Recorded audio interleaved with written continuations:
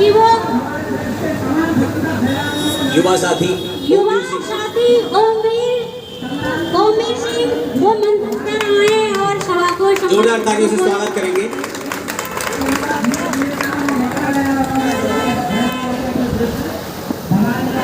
एक बार जोरदार तालियां हो जाए।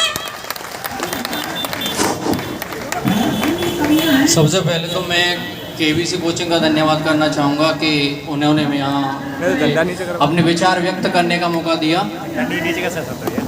वंदनीय माँ शारदे, अतिथिगण एवं मेरे भैया बहन, आज हम सभी को विदित है कि आज हम यहाँ स्वतंत्रता दिवस मनाने के लिए एकत्रित हुए। इस स्वतंत्रता दिवस को मनाने का उपलक्ष्य सभी साक्षी है। मैं सबसे पहले अपने जिनकी वजह से आज हम यहाँ बैठे हैं उन्हें याद करता हूँ। मैं उनको शब्द चढ़ाता हूँ, फूल नहीं है मेरे पास। मैं उनको शब्द चढ़ाता हूँ। हिंद जिनकी जान था, नाम हिंदुस्तानी जिनका हिंदुस्तान मजहब था। जैसा कि हम सभी जानते हैं कि 15 अगस्त सन 1943 को हमारा देश भारत गुलामी की बेड़ियों को तोड़ते हुए एक आजाद देश बना, पर वास्तव में ये इतना आसान नहीं था। कतरा कतरा खून दिया था, दी जवानी जुनून दिया था, खड़े अंग्रेज माने नहीं तो गोलियों से खून दिया था। गोरियों के गाल नहीं थे, नाबाज मजीरों की खनखनाहट गूंजती थी सेल्यूलर जेल में जंजीरों की। राजनीति से मिली नहीं है, नहीं खरीदी पैसों से, सौदा लहू के मोल हुआ था भगत सिंह जैसों से। माँ ने गोली खाई थी, बेटे लटके फंदों पर, और आजादी की डोली उठी है कुर्बानी के कंधों पर, कुर्बानी के कंधों पर। शानदार, जबरदस्त, जिंदाबाद, बहुत बहुत धन्यवाद। कुछ इस तरह से मिली थी हमें आजादी। वास्तव में कितना करुणामय वो पल होगा कि इतना सब कुछ गंवाने के बाद हमें आजादी मिली। प्राचीन, मध्यकालीन और वर्तमान भारत के उदाहरणों से स्पष्ट करना चाहूँगा कि जब फिरंगियों फेरे में हम फंस गए थे और रंग दे बसंती चोला के नाम पर टोले के टोले उड़ाते थे, और उनका जोश जो 5 डिग्री का तूफान अंग्रेजी शासकों की जड़ें हिला देता था, अकेले उसके 62, 65 और 71 के युद्धों में अपना सुहाग गवा देने वाली औरत, जब घर के हालात ये हो जाया करते थे कि प्यार भी भरपूर गया, मांग का सिंदूर गया, प्यार भी भरपूर गया, मांग का सिंदूर गया, नन्हे नौने हालों की लंगोटियां चली गई, छोटी छोटी बेटियों की चोटियां चली गई, बाप की कमाई गई, भाई की पढ़ाई गई, और आपके लिए तो साहब एक आदमी मरा है, मेरे घर की तो रोटियां चली गई। क्या मेरे घर की तो रोटियां। बहुत बहुत कुछ इस तरह हमारे देश को आजादी मिली थी। न जाने कितने घर बेघर हो गए, न जाने कितनी मांग सिंदूर बिन रह गई, न जाने कितनी माओ के बेटे लौट कर नहीं आए। क्या आज भी आप आजाद हैं? मैं कहूँगा नहीं। आज की पार्टियां कहती हैं कि सुभाष चंद्र बोस को चाहते हो तो हमें वोट दो, और भगत सिंह के दीवाने हो तो हमें सपोर्ट करो। क्या आपको लज्जा नहीं आती महोदय? मेरा तो हृदय जल जाता है यह सुनकर कि जिन शहीदों ने हमें आजाद कराया था, आज वो पार्टियों के नाम पर उनके नाम उछाले जा रहे हैं। मैं उनसे कहना चाहूंगा कि यात्रा विदेश की देश तराई तराई है, स्वदेश में उपदेश का ये कमाल मत कीजिए। स्याग घोष मिला नहीं, दोस्त दिया जनता को, रोष में एकता हलाल मत कीजिए। अरे कलाम का जो रक्त है वो भी देशभक्त है, किसी की देशभक्ति पर सवाल मत कीजिए। और राजनीति दलदल है, डूबिए पल पल पर, राजनीति दलदल है, डूबिए पल पल पर। शहीदों के नाम का इस्तेमाल मत कीजिए, शहीदों के नाम का इस्तेमाल मत कीजिए। बहुत बहुत आभार, शानदार, जबरदस्त, जिंदाबाद। आज जो स्वतंत्रता दिवस आप मना पा रहे हैं, वास्तव में जो शहीद हो गए और आज भी हम स्वतंत्र बैठे केवल उनके कारण, जो सीमा पर हमारे लिए दिन रात लड़ रहे हैं। तो आज जो वर्तमान में है, मैं एक फौजी भाई से मिला और मैंने उनसे पूछा कि आप कुछ अलग हैं? तो उन्होंने कहा नहीं, मैं तुम में से एक हूँ, बस जज्बा है तो देश सेवा करने का। तो उन्होंने कुछ पंक्तियां लिखी थी और उन्हें मैं समेट के आपके सामने रखता हूँ कि मैं दुश्मन से नहीं डरता, मैं भारत का जवान हूँ, मरुस्थल की रेत हूँ, मैं सियाचिन का आसमान हूँ, मैं जून में जलती रेत पर लेटे कहता हूँ कि आज सर्दी कम है, और दिसंबर की ठंड में पीके कहता हूँ गर्मी का मौसम है। सीने में अपनी सांस को टुकड़ों में भरता हूँ, मैं बर्फ में 9 दिन दफन रहकर जिंदा निकलता हूँ। आदम खात की औकात क्या, जब मैं कुदरत से नहीं डरता। मैं भारत का जवान हूँ, मैं दुश्मन से नहीं डरता, मैं दुश्मन से नहीं डरता। धन्य वो शहीद देशभक्त, धन्य वो माँ जिन्होंने ऐसे बेटों को जन्म दिया। लेकिन आज मैं आपका ध्यान वर्तमान की तरफ भी डालना चाहूंगा कि एक तरफ तो कहते हैं कि हम आजाद हैं, एकदम कल्पना करते हैं कि एक भारत और अखंड भारत, पर वहीं अब्दुल कलाम और भगत सिंह के देश में मणिपुर जैसा शर्मसार करने वाला दृश्य मानवता की आत्मा पर कटोक्ष करता है। क्या नारियों का सम्मान नहीं? क्या वो नारियां नहीं थी जिन्होंने आजादी में योगदान दिया था? महोदय, हमारे भारत का इतिहास 10,000 पुराना है। विश्व में कोई ऐसा देश नहीं जिसके पास 10,000 साल का रिकॉर्डेड इतिहास रखा हो।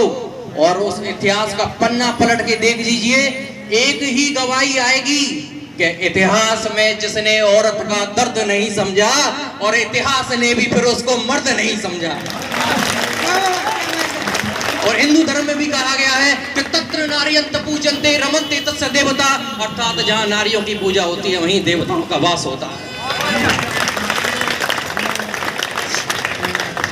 हमें यह प्रण लेना चाहिए कि एक तरफ तो कहते हैं कि नारियों का सम्मान कर रहे हैं, वहीं तरफ कुछ ऐसे हैं जो मानवता के वेश में नारियों को हानि पहुंचा रहे हैं। मैं अपने यहाँ भाई और पूरे देश की युवा पीढ़ी से बस अपनी कुछ पंक्तियां बस संदेश रूप में कहना चाहता हूं कि रावण नहीं पलने देंगे साधुओं के वेश में, और अफजल नहीं पनप सकते अब्दुल कलाम के देश में। फौलादी हिंदुस्तान है ये दुर्योधन की जांग नहीं, और भगत सिंह की मिट्टी पर खालिस्तान की मांग नहीं। इतिहास में जो हो चुके हैं वो पाप नहीं होने देंगे। 16 बार मोहम्मद गौरी अब माफ नहीं होने देंगे। अरे रण विजय के बाद भी अब रण के वस्त्र नहीं छोड़ेंगे, और कलिंग युद्ध के बाद अब अशोक अस्त्र नहीं छोड़ेंगे। कलिंग फतेह के बाद अब अशोक अस्त्र नहीं छोड़ेंगे। सत्ता मन की जीत की डोली झांसी रोकी जाएगी, अब की बार भगत सिंह की फांसी रोकी जाएगी। और हिंदू मुस्लिम सिख ईसाई के शीश नहीं कटने देंगे, और कसम उस तिरंगे की अब हम देश नहीं बटने देंगे, अब हम देश नहीं बटने देंगे। मुझे एक बात याद आती है, जब क्लास में एक शिक्षक पढ़ा रहे थे, और शिक्षक जब क्लास में आए तो उन्होंने कहा कि क्यों ना आज स्वतंत्रता दिवस है, आज क्लास का IQ लेवल इस तरह से चेक कर लेते हैं, क्या बच्चों में सामाजिक भावना भी उत्पन्न हो रही है। तो उन्होंने भारत का नक्शा लिया और फाड़ के बच्चों को दे दिया अलग अलग कि लो इसे जोड़ के दिखाओ। एक तीव्र बच्चा, उसने 10 सेकंड में वो नक्शा जोड़ दिया। तो क्या आपने कैसे किया? साहब मैंने कुछ नहीं किया, बस नक्शे को पलट दिया। नक्शे के पीछे एक आदमी का चित्र था, मैं आदमी जोड़ता चला गया और हिंदुस्तान अपने आप जुड़ गया। लोग बस कहते रहते हैं कि देश बदलो, देश बदलो। मैंने चाय की टपरी या दुकानों पे बैठे देखे हैं कि जब छोटे छोटे बच्चों को देखते हैं ना कि काम कर रहे हैं, तो कहते हैं यार जो काम करा रहे हैं ना बच्चों से, उन्हें फांसी होनी चाहिए। थोड़ी देर बाद ए छोटू 3 कप चाय ला। वो कहाँ गई आत्मीयता? वही लोग थे जो कह रहे थे बच्चों से काम करा रहे हैं। तो उनके अंदर भी तो ये समझ होनी चाहिए कि हम भी तो किसी बच्चे से ही कह रहे हैं कि एक छोटू 3 कप चाय ला। आप बदलो, देश बदलेगा, जमाने का ठेका नहीं है। शानदार शानदार, बहुत बहुत शानदार। बहुत लोग ये कहते हैं, मैंने अब युवा पीढ़ी से भी देखा है, देखिए कई, मैं किसी की मानवता पर कटाक्ष नहीं कर रहा, कि सब तरह के लोग हिंदुस्तान में हैं, वो ये कह रहे हैं, कहते हैं कि भारत आज़ाद तो हो गया, कि इतना जो नुकसान हुआ, खून खराबा हुआ, इसकी ज़रूरत नहीं थी। अगर हम अंग्रेजों से कहते तो वास्तव में आज़ादी तो वैसे ही मिल जाती, क्योंकि उन्होंने वो मानविक दृश्य देखा नहीं था ना। तो उनकी पीड़ा को मैं एक बार बता दूं कि हमारी भूमि से हमको भगाया जा रहा था, हमारे मान को नंगा नचाया जा रहा था, हमारे घर मसालों से जलाए जा रहे थे, नंदी की देह पर भाले चलाए जा रहे थे, हाथियों से हमें कुचला हुआ जा रहा था, बार बार कहकर हमें कायर बताया जा रहा था। अरे उस काल में हम अड़ते नहीं तो क्या करते? तुम ही बता दो, फिर हम लड़ते नहीं तो क्या करते?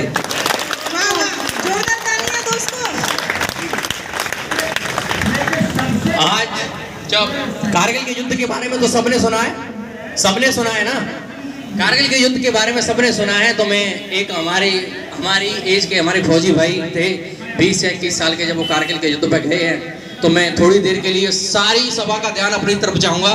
तालियां बीच में मत बजाना, आंसू आए तो रोक के रखना, और निकले तो निकलने देना, क्योंकि ये आपकी देशभक्ति के रूप में निकलेंगे। बस सुनते जाना। बस कल्पना कर लिए कि टाइगर हिल है और फौजी जो कारगिल के युद्ध में लड़ने वाला है वो एक पत्र लिख रहा है अपने घर वालों को। तो किस तरह से कहता है? सबसे पहले वो अपनी माँ के लिए 2 लाइन लिख रहा है। तो किस तरह से कह रहा है?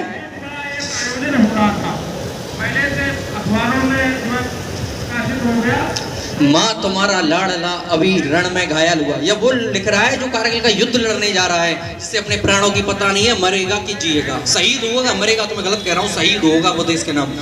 माँ तुम्हारा लाडला अभी रण में घायल हुआ है, पर देखो उसकी वीरता, शत्रु खुद घायल हुआ है। माँ उसी श्रेणी से तुमको पत्र अंतिम लिख रहा हूँ, युद्ध था भीषण ना इंच पीछे हटा हूँ। माँ तुम्हारी थी शपथ में आज इंचों में कटा हूँ। कह रहे हैं शत्रु भी कि जिस तरह से पैदा हुआ है लगता है किसी सिंगनी की कोख से पैदा हुआ है। ये ना समझो माँ के मैं चिरनींद लेने जा रहा हूँ, ये ना समझो माँ के मैं चिरनींद लेने जा रहा हूँ। मैं तुम्हारी कोख से पैदा होने आ रहा हूँ, मैं तुम्हारी कोख से पैदा होने आ रहा हूँ। 2 लाइन अपने पिता को लिखता। देखिए ऐसा होता है जब शहीद होता है, जब आत्म जो हिंदू धर्म में यही है कि जो बाप दादा होते हैं वो बेटों के कंधों पर जाते हैं, लेकिन जो शहीद है हम देखते आ रहे हैं लड़ाइयों में वो अपने पिता और दादाओं के कंधों पर जाते हैं। पिता और दादा के कंधे पर जाते हैं। वास्तव में सौभाग्यशाली होते होंगे वो बेटे जो अपने बाप दादाओं को कंधों पर उठाते हैं। तो जब बाप को लिख रहा है, बाप के लिए 2 लाइन उसने इस तरह लिखी है कि जितनी भारी लगती होगी ये शेषनाग को धरती, उतनी भारी लगी पिता को खुद बेटे की अर्थी। मैं तुम्हें बचपन से ही बहुत दुख दे चुका हूँ और कंधों पर खड़ा आसमान सर ले चुका हूँ। तुम सदा कहते थे ना ये ऋण मुझे भरना पड़ेगा, एक दिन कंधों पे मुझको ले तुझे चलना पड़ेगा। पर पिता वह भार अपना तनिक हल्का कर न पाया, मुझे करना क्षमा मैं पितृ ऋण भर ना पाया। ओ पिता ये प्रश्न मुझको आज भी खा रहा है, मुझको करना क्षमा आज भी ये पुत्र तुम्हारे कंधों पर ही जा रहा है। बहुत बहुत आभार। 2 लाइन अपने भाई के लिए लिखता है, और भाई की याद तभी आती है जब भाई संकट में होता है। तो अपने छोटे भाई से क्या कहता है? सुन अनुज रणवीर गोली जब बाह में आ समाई, सुन अनुज रणवीर गोली जब बाह में आ समाई। ओ मेरी बाही बुझा उस वक्त तेरी याद आई। मैं तुझे बाहों में अब आकाश दे सकता नहीं, लौट कर भी आऊंगा ये विश्वास दे सकता नहीं। पर मेरे भाई विश्वास रखना मैं नहीं थक कर गिरूंगा, तू भरोसा पूर्ण रखना सांस अंतिम तक लड़ूंगा। अब तुम्ही को सौंपता हूँ बस बहन का ध्यान रखना, जब पड़े उसको जरूरत वक्त पर सम्मान करना। तुम उसको कहना रक्षा पर्व आ रहा है ना, तुम उसको कहना रक्षा पर्व आ रहा है। भाई तुम्हारा नजर आकाश में आशीष देता नजर आ रहा है, भाई तुम्हारा आकाश में आशीष देता नजर आ रहा है। अंतिम लाइन देखिए, अंतिम लाइन पत्नी से कहता है, हमारी मान्यता है कि जो भी रिश्ते होते हैं वो चिता के साथ खत्म हो जाते हैं, लेकिन इंडियन मैथोलॉजी के अनुसार माना गया कि जो पति पत्नी का रिश्ता होता है ना वो 7 जन्मों तक साथ जाता है, और पत्नी के दर्द 7 जन्मों तक कम नहीं होते, वो पत्नी के दर्द उसे 7 जन्मों तक भुगतने पड़ते हैं। तो इंडियन, ये मेरा अंधविश्वास भी हो सकता है, लेकिन जो इंडियन मैथोलॉजी में माना गया है मैं उसे आपके सामने रख रहा हूँ। यहाँ देखिए सबसे वो कुछ ना कुछ कह रहा है, लेकिन पत्नी से वो अपनी कुछ मांग रहा है, आज भी वो कुछ मांग रहा है। वो 3 असंभव शर्तें हैं, मैं दावा करता हूँ कि कोई भी पत्नी वो पूरा नहीं कर पाएगी। जो 3 असंभव शर्तें उसने सामने रख दी हैं पत्नी के, वो क्या है कि अंत में प्रिय मैं तुमसे आज भी कुछ मांगता हूँ। अंत में ये वो शहीद जो टाइगर हिल से पत्र लिख रहा है, वो उसकी मैं आपको जो लेखनी है उसके माध्यम से, शब्दों के माध्यम से आपको बताना चाह रहा हूं कि अंत में तुमसे प्रिय मैं आज भी कुछ मांगता हूं, है कठिन देना पर निष्ठय हृदय मांगता हूं कि तुम अमर सौभाग्य की विधियां सदा माथे सजाना, तुम अमर सौभाग्य की विधियां सदा माथे सजाना, हाथ में चूड़ी पहनकर पांव में मेहंदी लगाना। जानता हूं बालकों के प्रश्न कुछ सुलझे ना होंगे, जानता हूं बालकों के प्रश्न कुछ सुलझे ना होंगे, सैकड़ों ही प्रश्न होंगे जिनमें वो उलझे तो होंगे।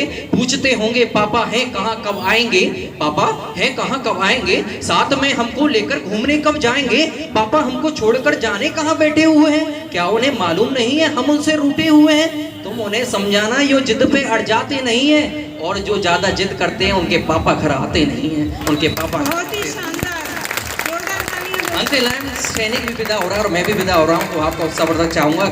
पत्नी से अब कह रहा है कि तुम अकेली होना इस धैर्य को खोने ना देना, भर उठे दुख से हृदय, आंख को रोने ना देना, तुम अकेली हो ना, इस धैर्य को खोने ना देना। भर उठे हृदय पर आंख को रोने ना देना। सप्तपथ की यात्रा, सप्तपथ जो 7 फेरे, सप्तपथ की यात्रा से तुम मेरी अर्धांगिनी हो, 7 जन्मों तक तुझोगी तुम अमर वीरांगिनी हो। इसलिए अधिकार तुमसे बिन बताए ले रहा हूँ, और मांग का सिंदूर तेरी मातृभूमि को दे रहा हूँ, मांग का सिंदूर तेरा मातृभूमि को दे रहा हूँ। आज जो युवा पीढ़ी सामने बैठी है, वो ऐसे मेरे भाई हैं जो ये कहते हैं कि समाज हित में हम कुछ नहीं कर सकते। तो इंग्लिश में एक कहावत है कि something is better than nothing, कुछ ना कर पाओ तो कुछ तो करो, ठीक है। तो उनसे मैं कहना चाहूँगा, हे मुक्त कंठ के स्वर वालों, वो ये कहते हैं कि हम तो कुछ कर नहीं सकते, हम तो बच्चे हैं, हम तो तुच्छ हैं, हमारे पास तो कुछ है नहीं, समाज हित में क्या करें, क्या हम दे सकते हैं। हे मुक्त कंठ के स्वर वालों थोड़ा सा तेज भरो रे, हे मुक्त कंठ के स्वर वालों थोड़ा सा तेज भरो रे, कर्म ज्योत प्रकट कर भारत की आरती करो रे, उठो सफलता के सूरज से आंख मिलाने निकलो, जीवन है संग्राम स्वयं से युद्ध रचाने निकलो, हर उलझी स्थिति सुलझेगी बस सुलझाने निकलो, गुमनामों बस दुनिया को पहचान बताने निकलो, ओ विशालता के स्वामी को तुच्छ हुए फिरते हो, युद्ध पे तो हो फिर भी तिनके से डरते हो, कौन सा जो सूर्य है जो तेरे सामने तेज नहीं हो सकता, वह सिंधु कौन सा है जो तुमसे पार नहीं हो सकता, कौन सा है युद्ध जिसे जीतने का सामर्थ्य नहीं, और तुमसे किसने कह दिया कि तुम्हारा कोई अर्थ नहीं। धन्यवाद, जय हिंद, जय भारत। बहुत बहुत आभार। जोरदार तालियों से स्वागत करेंगे इस भारत के वीर पुत्र का, जोरदार तालियों से स्वागत करेंगे। और इस अपने भाई और अनुज के लिए मैं 2 पंक्तियां समर्पित करना चाहूंगा कि है वही सूरमा इस जग में, है वही सूरमा इस जग में, जो अपनी राह बनाता है, कोई पद चिन्हों पर चलता है, कोई पद चिन्ह बनाता है। बहुत बहुत आभार, बहुत बहुत धन्यवाद। मैं भाई के सम्मान में, मैं इस अपने भाई के सम्मान में इनको गुलदस्ता देकर बहुत बहुत आभार व्यक्त करना चाहता हूँ। जोरदार तालियों से स्वागत करेंगे। भारत के वीर पुत्र के लिए जोरदार ताली बजती रहनी चाहिए। बहुत बहुत शानदार, बहुत बहुत आभार। और इसी के साथ मैं पुनः हमारे युवा साथी ओमवीर जी के उत्साह के लिए एक बार जोरदार तालियां। अब मैं अपने प्रोग्राम को आगे बढ़ाते हुए